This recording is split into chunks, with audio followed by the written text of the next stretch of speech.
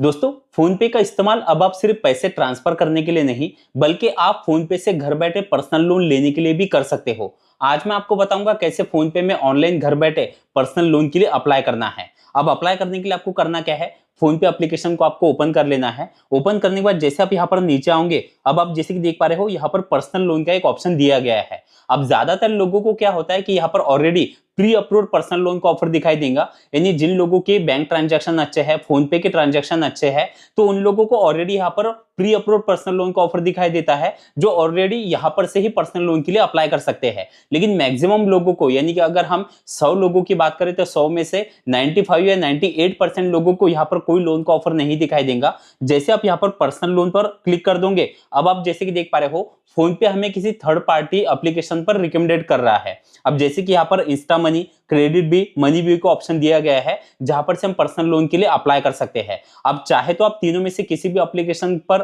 Personal loan के लिए apply करके देख सकते हो। अब जैसे कि एग्जांपल मैं यहाँ पर क्रेडिट बी पर क्लिक कर देता हूं।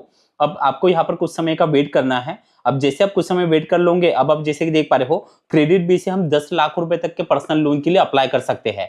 अब चाहे तो आप सीधा प्ले स्टोर पे जाके वहां से क्रेडिट बी एप्लीकेशन को डाउनलोड करके वहां से भी अपने लोन के लिए अप्लाई करके देख सकते हो, और अगर आप यहां से अप्लाई करना चाहो तो भी कर सकते हो। तो जैसे आप क्रेडिट बी एप्लीकेशन को डाउनलोड करके ओपन कर लोगे, इस तरह से ही इंटरफेस आपको दिखाई देगा। अब आपको करना क्या है, नीचे log in and sign up पर आपको क्लिक कर देना है। फिर आपके सामने इस तरह से इंटरफेस खुल जाएगा। अब यहाँ पर आपको अपना मोबाइल नंबर डालना है और नीचे कंटिन्यू पर क्लिक कर देना है। अब आपके मोबाइल नंबर पर एक ओटीपी आएगा, वो ओटीपी डाल के नीचे कंटिन्यू पर क्लिक कर देना है। अब यहाँ पर से कुछ परमिशन है, नीचे आके आपको कंटिन्यू पर क्लिक कर देना है। अब आप जैसे कि देख पा रहे हो, अब आपको ईमेल आईडी जो है वो यहाँ पर सिलेक्ट करनी है। जैसे कि पहला ऑप्शन है लॉग इन विद गूगल, इस पर आप जैसे क्लिक कर दोगे आपके मोबाइल में जितनी ईमेल आईडी होंगी वो आपको दिखाई देंगी। आपको ईमेल आईडी सिलेक्ट करना है और नीचे कंटिन्यू पर क्लिक कर देना है। अब यहाँ पर अपने पैन कार्ड का नंबर आपको डालना है और फिर से नीचे कंटिन्यू पर क्लिक कर देना है। अब यहाँ पर इनकम डिटेल में 3 ऑप्शन आपको दिखाई दे रहे हैं। पहला है सैलरीड का, दूसरा है सेल्फ एम्प्लॉयड और तीसरा है बिजनेस का। अब आपको करना क्या है, जैसे कि अगर आप कहीं पर जॉब करते हो, आपकी फिक्स सैलरी आती है, तो आपको पहला ऑप्शन सैलरीड वाला आपको सिलेक्ट करना है। अगर आप कहीं पर भी काम कर रहे हो, आपकी कहीं से भी कमाई होती है लेकिन कोई इनकम प्रूफ नहीं है, तो आप उस केस में सेल्फ एम्प्लॉयड वाला ऑप्शन सिलेक्ट कर सकते हो। और तीसरा है बिजनेस का। अब जैसे एग्जांपल, अगर आप सैलरीड वाला ऑप्शन सिलेक्ट करोगे तो पहले यहाँ पर आपकी मंथली इनकम आपको ऊपर डालनी पड़ेगी और कंपनी का नाम यहाँ पर आपको डालना पड़ेगा। लेकिन अगर आप सेल्फ एम्प्लॉयड वाला ऑप्शन सिलेक्ट करते हो तो सिर्फ आपको आपकी एक एवरेज मंथली इनकम यहाँ पर डालनी है और नीचे सबमिट पर क्लिक कर देना है। अब इस तरह से इंटरफेस खुल जाएगा। अब यहाँ पर नीचे 4 जरूरी स्टेप दी गई है। आपको करना क्या है, नीचे कंटिन्यू एप्लीकेशन पर क्लिक कर देना है। अब यहाँ पर से फिर से कुछ परमिशन है, आपको नीचे आके आई एग्री पर क्लिक कर देना है। अब आप जैसे कि देख पा रहे हो, अब यहाँ पर 3 स्टेप है। पहली है केवाईसी डॉक्यूमेंट, इस पर आपको क्लिक कर देना है। अब इस तरह से इंटरफेस खुल जाएगा। आपको नीचे सबमिट पर क्लिक करना है। आपके मोबाइल नंबर पर एक ओटीपी आएगा, वो ओटीपी डाल के फिर से सबमिट पर क्लिक कर देना है। अब आप जैसे कि देख पा रहे हो सी केवाईसी फेज सक्सेसफुल, आपको नीचे कंटिन्यू पर क्लिक कर देना है। अब यहाँ पर से अपने आधार कार्ड को यहाँ पर जो है आपको वेरीफाई करना है। आपको नीचे कंटिन्यू पर क्लिक करना है। यहाँ पर अपने आधार कार्ड का नंबर आपको डालना है और नीचे आपको सबमिट पर क्लिक कर देना है। अब आपके मोबाइल नंबर पर एक ओटीपी आएगा जो आपके आधार कार्ड के साथ लिंक है, वो ओटीपी यहाँ पर डाल के कंटिन्यू पर क्लिक कर देना है। अब अपना एक लाइव सेल्फी आपको अपलोड करना है। जैसे आप नीचे कंटिन्यू टू अपलोड सेल्फी पर क्लिक कर दोगे, अपना एक सेल्फी यहाँ पर आपको कैप्चर कर लेना है। जैसे आप सेल्फी अपलोड कर देते हो, अब दूसरी स्टेप है जनरल इंफॉर्मेशन, इस पर आपको क्लिक कर देना है। अब यहाँ पर सबसे पहला है मैरिटल स्टेटस, आपको वो सिलेक्ट करना है। उसके बाद आपका एजुकेशन क्या हुआ है वो आपको सिलेक्ट करना है। आपका प्रोफेशन, आप करते क्या हो, जैसे कि प्राइवेट एम्प्लॉय हो या फिर आप आर्किटेक्ट हो, ऑटो ड्राइवर, बैंक एम्प्लॉय, ऐसे कई ऑप्शन यहाँ पर दिए गए हैं। आपको आपका जो भी प्रोफेशन है वो आपको सिलेक्ट कर लेना है। उसके बाद आप जैसे कि देख पा रहे हो करंट एड्रेस, अब आपका जो करंट एड्रेस है और आपके आईडी पर का जो एड्रेस है वो अगर सेम है तो नीचे आपको सेम एज केवाईसी डॉक्यूमेंट, इसमें आपको टिक कर देना है। और उसके नीचे आप जैसे देख पा रहे हो टाइप ऑफ रेसिडेंस, आपका जो घर है वो आपका खुद का है या आप कहीं पर रेंट से रहते हो, वो आपको सिलेक्ट करना है और कंटिन्यू पर क्लिक कर देना है। अब तीसरी स्टेप है रेफरेंस कॉन्टैक्ट, इस पर आपको क्लिक करना है। अब 2 लोगों के कॉन्टैक्ट रेफरेंस आपको देने पड़ते हैं। जैसे कि पहला है फैमिली में से, आप अपने फादर का, मदर का, किसी का दे सकते हो, यानी कि उनका नंबर आपको डालना है। फिर दूसरा है अपने किसी एक दोस्त का, उनका नाम और मोबाइल नंबर डालना है और नीचे कंटिन्यू पर क्लिक कर देना है। अब फिर से इस तरह से इंटरफेस खुल जाएगा, आपको अप्लाई नाउ पर क्लिक करना है। अब इस तरह से इंटरफेस खुल जाता है। अब आपको कुछ समय का वेट करना है। अब आपकी प्रोफाइल चेक की जाती है, आपका सिविल स्कोर चेक किया जाएगा।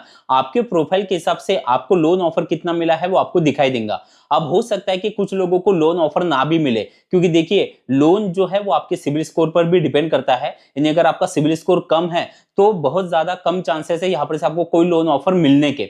अगर कोई लोन ऑफर आपको नहीं मिलता है तो फिर आप किसी अदर लोन एप्लीकेशन पर भी पर्सनल लोन के लिए अप्लाई करके देख सकते हो। लेकिन जिन लोगों को लोन ऑफर मिल जाता है, अब आप जैसे कि देख पा रहे हो, अब यहाँ पर हमें पहला लोन ऑफर मिला है 7,000 रुपए का और दूसरा है 50,000 रुपए का। तो अगर ये पहला लोन ऑफर है 7,000 का, अगर हम ये लेके बराबर अगर वापस कर दे तो हम दोबारा 50,000 रुपए तक के लोन के लिए भी यहाँ पर जो है वो हमें यहाँ पर से ऑफर मिल सकता है। अब जैसे आपके प्रोफाइल के हिसाब से जो भी लोन ऑफर आपको ऊपर दिखाई दे, आगे आपको गेट नाउ पर क्लिक करना है।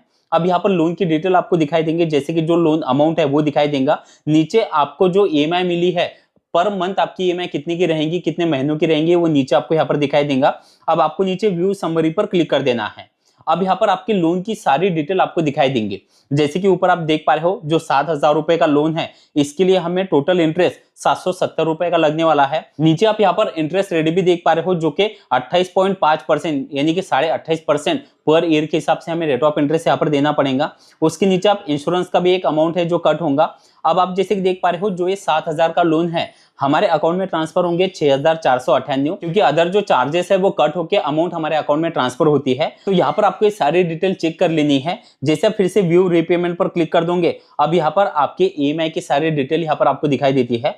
अब अगर आप ये लोन लेना चाहते हो तो आपको करना क्या है, नीचे कंटिन्यू पर क्लिक करना है। अब इस तरह से इंटरफेस खुल जाएगा एडिशनल डिटेल का। अब यहाँ पर सबसे पहले आपको लोन का पर्पस सिलेक्ट करना है, नीचे आपको लैंग्वेज सिलेक्ट करनी है और कंटिन्यू पर क्लिक कर देना है। अब यहाँ पर अपना बैंक डिटेल जो है वो आपको सबमिट करना है, क्योंकि जो लोन ऑफर आपको मिला है वो लोन अगर आप ले रहे हो तो आपके बैंक अकाउंट में ही ट्रांसफर होगा और जो आपको ईएमआई मिलेंगी वो भी आपके अकाउंट से ऑटोमेटिक जो है वो डेबिट हो जाती है। तो उसके लिए आपका ना जो बैंक डिटेल है वो आपको यहाँ पर लिंक करना होता है। जैसे आप ऐड सेविंग बैंक अकाउंट पर क्लिक कर दोगे, अपना बैंक डिटेल आपको यहाँ पर लिंक कर देना है। जैसे आप बैंक डिटेल लिंक कर देते हो, फिर जो आपकी लोन अमाउंट है वो कुछ समय के अंदर आपके बैंक अकाउंट में ट्रांसफर हो जाएंगे। अब लास्ट में आपको एक जरूर बात बताना चाहता हूँ, देखिए अगर आप लोन ले रहे हो तो आपको ऑलरेडी यहाँ पर रेट ऑफ इंटरेस्ट ज्यादा लग रहा है। दूसरा, अगर आप एक भी ईएमआई बाउंस कर दोगे तो आपको पेनल्टी के भी चार्जेस ज्यादा लगेंगे।